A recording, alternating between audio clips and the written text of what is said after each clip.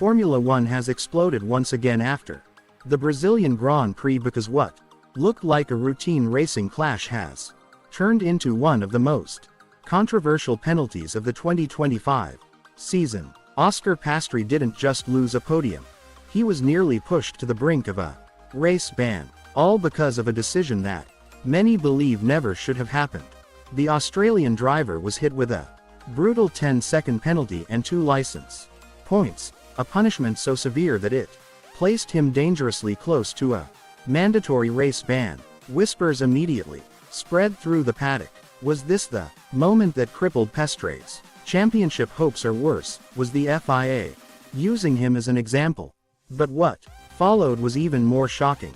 Not only did McLaren erupt internally, but the FIA later admitted there had been a mistake in calculating Piastri's penalty points, meaning he was actually safer from a ban than initially reported. Still, the damage was done. Fans raged online. Analysts questioned the precedent, and insiders claimed key footage not broadcast on the world feed changed everything. This video dives deep into the incident, the regulatory loopholes, the political undertones, and what really unfolded behind McLaren's closed doors. Before we continue, make sure you subscribe, because this kind of breakdown is crucial to understanding what just shook the 2025 season. Music. The true chaos of the Brazilian Grand Prix began not with a crash, but with the restart, a moment that transformed Oscar Piastri's race, McLaren's internal harmony, and even the FIA's reputation. As the safety car peeled into the pit lane and the grid braced for turn 1, Piastri found himself in a high-pressure sandwich. Antonelli ahead, Leclerc sweeping around the outside, and Norris disappearing into the distance. Piastri knew this corner was one of the few chances to take control of the race. So, as any racer would in championship mode, he went for the gap on the inside. The move itself wasn't reckless. It was instinctive. Piastri braked late, committed hard, and tried to position his McLaren alongside Antonelli. But here is where the controversy takes shape.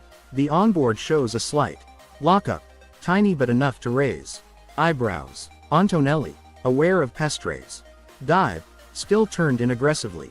Leclerc, giving both of them more space than expected, attempted to avoid the chaos by running a wider line, but Piastri's locked front tire couldn't scrub enough speed. Antonelli cut down more than anticipated, and the contact became inevitable. Antonelli was flicked sideways. Leclerc was sent spinning into terminal damage, and Piastri, he continued, but his race was already doomed. Within minutes, the stewards delivered their verdict. Piastri wholly responsible. 10-second penalty plus 2 penalty points. The phrasing was harsh, the ruling was harsher, and the fallout was immediate. Social media erupted. Drivers said it was overly severe. Analysts called it inconsistent with modern racing.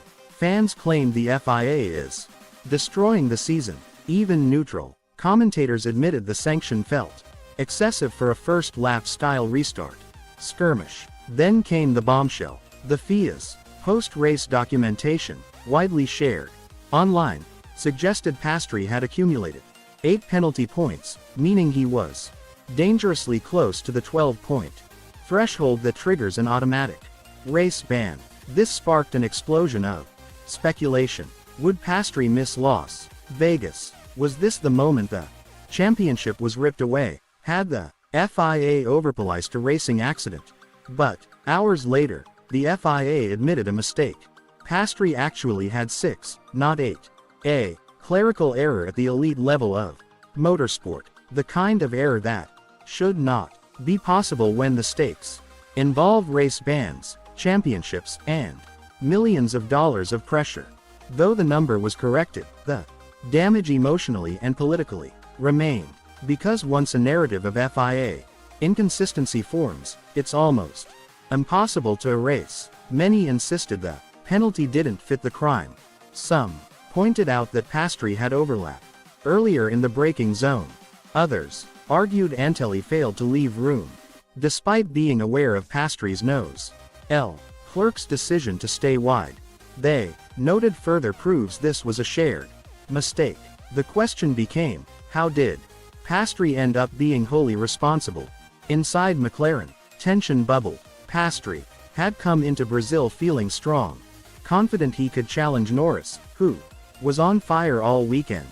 But Piastri's first stint suffered from poor balance, tire temperature issues, and unpredictable rear stability. Combine that with the penalty and the atmosphere shifted dramatically. Engineers were frustrated. Piastri was frustrated. The garage energy dipped. It didn't explode, but it simmered. Dangerous in a team already fighting a complex internal dynamic between two ambitious drivers. Andrea Steller, McLaren's team principal, spoke carefully but clearly. He called the penalty on the harsh side, emphasizing that Antonelli had responsibility too. Stella suggested Piastri maintained trajectory and only locked up because Antonelli squeezed harder than expected. Yet, despite publicly disagreeing with the ruling, McLaren chose not to request a right to review. Why? Several theories swirled through the paddock. One theory, McLaren feared the appeal would fail and draw unwanted attention to internal tension.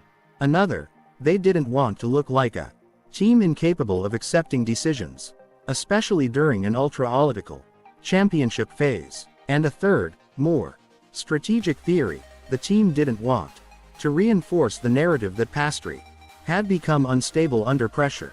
From the FIA's viewpoint, the ruling was straightforward. Their driving standards guidelines are clear on overtakes.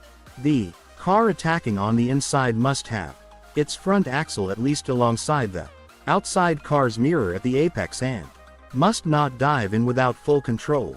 According to their interpretation, Piastri met neither requirement. The lockup, they argued, demonstrated the move wasn't fully under control, and so, in their logic, the penalty was consistent with precedent. Yet, this raises a deeper question. If modern Formula One continues to enforce overtaking guidelines this strictly, are we unintentionally removing the essence of racing? Drivers are being punished for taking calculated risks, even in moments where marginal calls define races. As the final races approach, Piastri faces a psychological challenge. His confidence must recover. His relationship with the FIA will be under the spotlight. His dynamic with Norris may shift once again. And his own words after the race, measured, calm, but tinged with frustration, suggest he knows Brazil could become the turning point that shapes his season. So after re-watching the Oscar Piastri versus Kimi Antonelli versus Charles Leclerc incident, who do you think is really to blame? Was the FIA fair, or should the penalty be overturned based on the full context of the move? Tell me in the comments below, and don't forget to subscribe so you never miss the latest dramatic twists in the 2025 Formula One